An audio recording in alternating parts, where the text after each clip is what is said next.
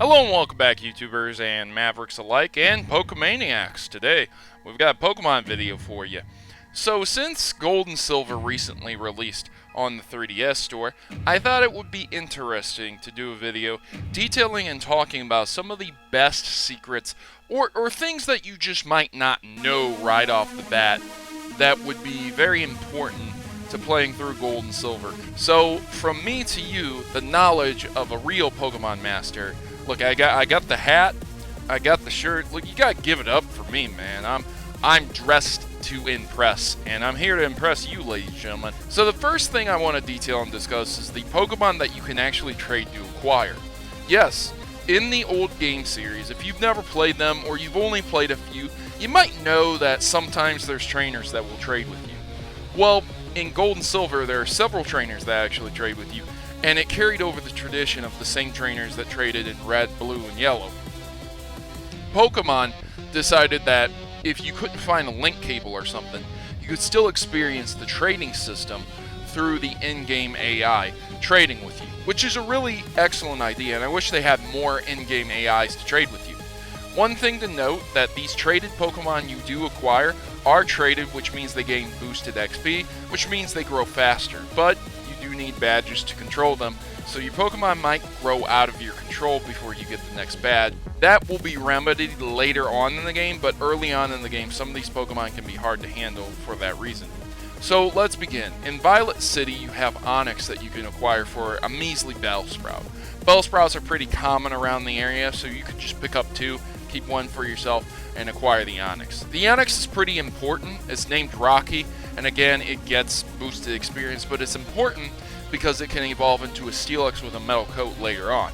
And nowadays with 3DS technology, you don't have to find someone with an actual physical game copy and a link cable to trade with them, so you could easily acquire a Steelix later on. A boosted XP Steelix, which is really good.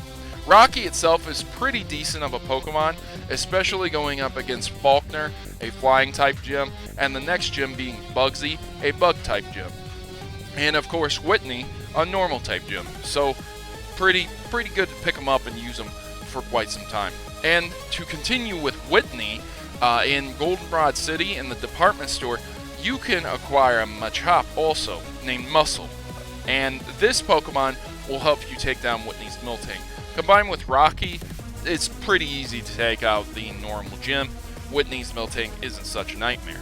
You can acquire other Pokemon like Volty, traded for a Krabby in Olivine City. Not really sure if you would want a Voltorb at that point in time.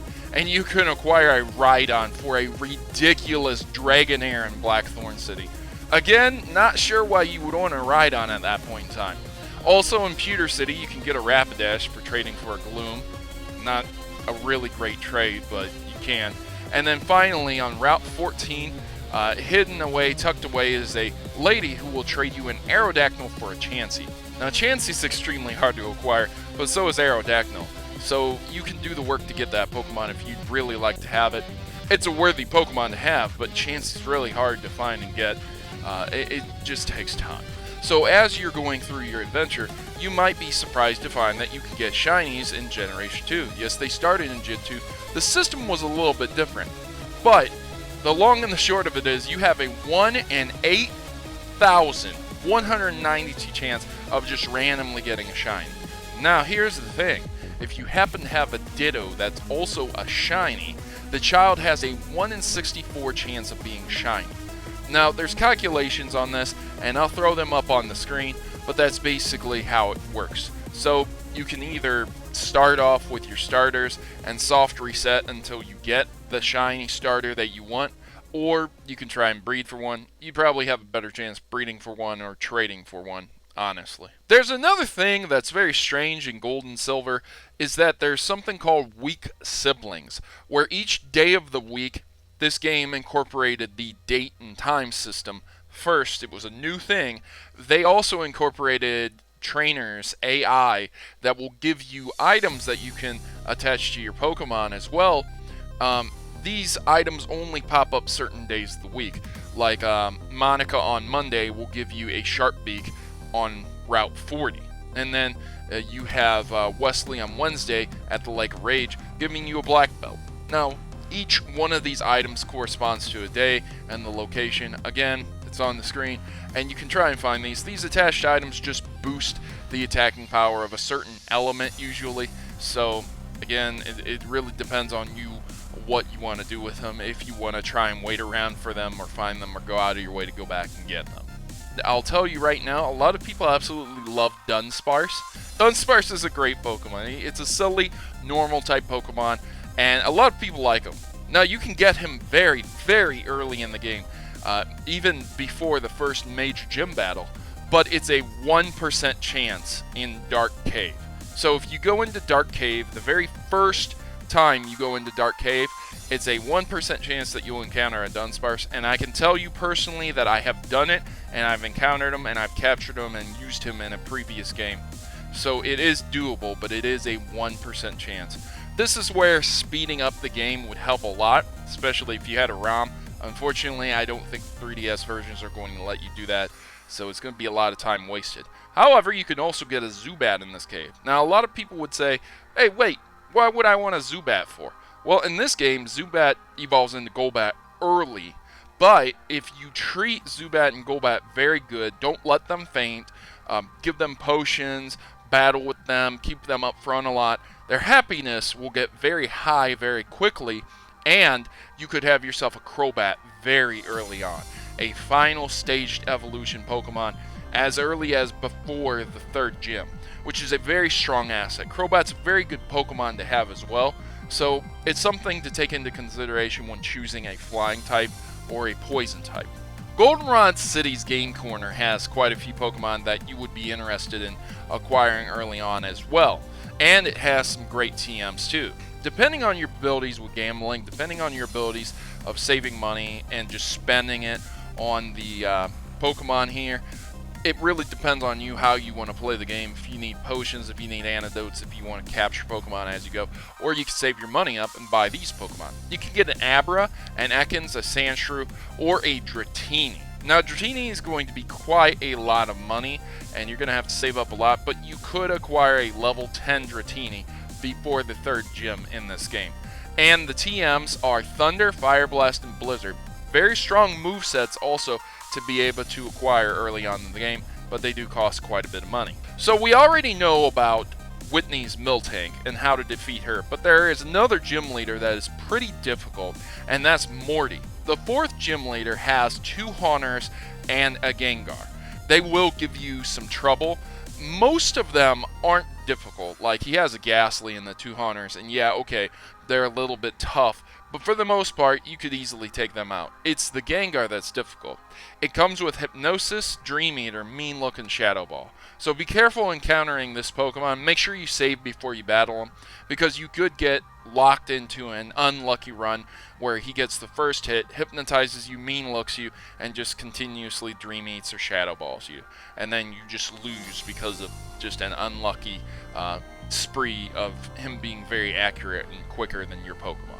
Another thing to look out for as you're going through the game is to make sure to collect as many berries as you can and not use them, because once you reach the location of Moo Moo Farms, you can heal a Pokemon that is sick and receive a TM that is Snore, which is a move that works when you're asleep. It works in tandem with Rest Attack, and then you can snore while you're asleep for the 2 turns. But you can also buy Moo Moo Milk from there once you heal that Pokemon. It really depends on you, once again, if you'd rather have Moo Moo Milk or potions. Cinnabar Island contains an individual named Kirk, and they will be afraid that their Pokemon will be stolen. So to prevent this, they will hand you over a Pokemon known as Shuckle. Now, this Pokemon has some of the greatest defense there is. It's a bug rock type, a strange Pokemon to say the least, but nevertheless, it's a rare Pokemon that you'll get for free. If this is a Pokemon you'd like to use, I don't know, it's just a Pokemon you can get for free. So don't forget to visit Kirk's house while you're on the island shores of Cyanwood City. You're always guaranteed a shiny Gyarados within Gold and Silver in the Lake of Rage. There's a red Gyarados, and it goes with the storyline. And again, not spoiling it for anyone who hasn't played it, but you're guaranteed to get this shiny. Now, you need to save before you encounter it, because Gyarados is already a difficult Pokemon to take on, and not only whittle its health down to the point where you can capture it, but also to not feign it while doing so. But if you bring along an electric type, you might end up killing it pretty easily, but it's important to paralyze it to be able to capture it a lot easier. Now, when you're doing the Master's Quiz, before you're able to get the 8th Gym Leader's badge, you need to know that there's a certain set of answers that you have to answer, and you will get the ES Dratini. Now, this is a Dratini that is having extreme speed, which, again, you could have picked up a Dratini earlier at the game corner, but having a Dratini with extreme speed is a pretty good Pokemon to have. This Pokemon will start out at level 15 and have several other moves, but extreme speed is the most notable one. The questions that you need to answer and how you need to answer them will depend on whether or not you get this Dratini. So to answer the quiz, question 1 needs to be answered with Ally. Question 2, training. Question 3, anyone. Question 4, love. And question 5, both. Claire will give you the 8th badge. The old man will talk to you about Lugia, and then you can attempt to leave the den. Claire will interrupt you and give you another TM or talk with you, and then you can leave the Dragon's Den and then go back into the Dragon's Den, enter the house where you took the quiz, and talk to the old man. He will give you the ES Dratini. There are guides on how to get this if you're not sure about this, but you will also get Dragon's Breath as a TM as well. So that's another move you could teach the Dratini. Dragon's Breath has a percentage of paralyzing the opponent as well. In the main series of Gold and Silver, depending on which one you pick, depends on your legendary. So if you pick Gold, you will get Ho-Oh first, and if you pick Silver, you will get Lugia first. If you just go by the core series, just doing the game will give you access to one of the legendaries straight off the bat.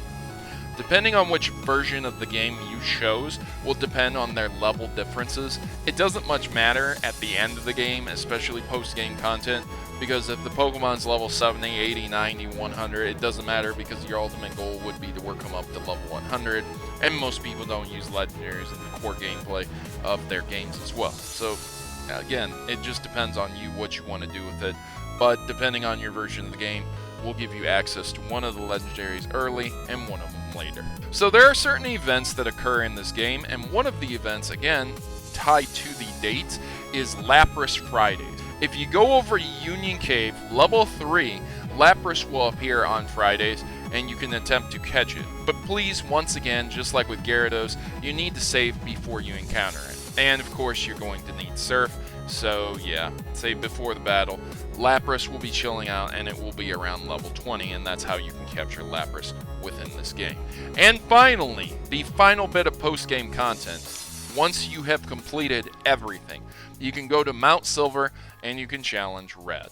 That's the final boss, that's the final encounter. You don't have to capture them all before you get there.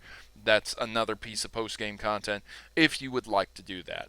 Now, ladies and gentlemen, with these tips, you yourself can become a really, really great Pokemon master. There are many events and many other things that I haven't covered here, but I'm just giving you some of my more pro masterful tips that I personally use, and it really helps me out with Generation 2. These are some of the things that I always do within the game series, and I have a lot of fun with it. Perhaps these tips will help you to have a lot more fun with the game as well. Let me know what you thought in the comments below, and make sure to like and share this with a Pokemon fan as well. I've been your host, Protomario, and I'm signing out. As always, good gaming, God bless, and thanks for watching.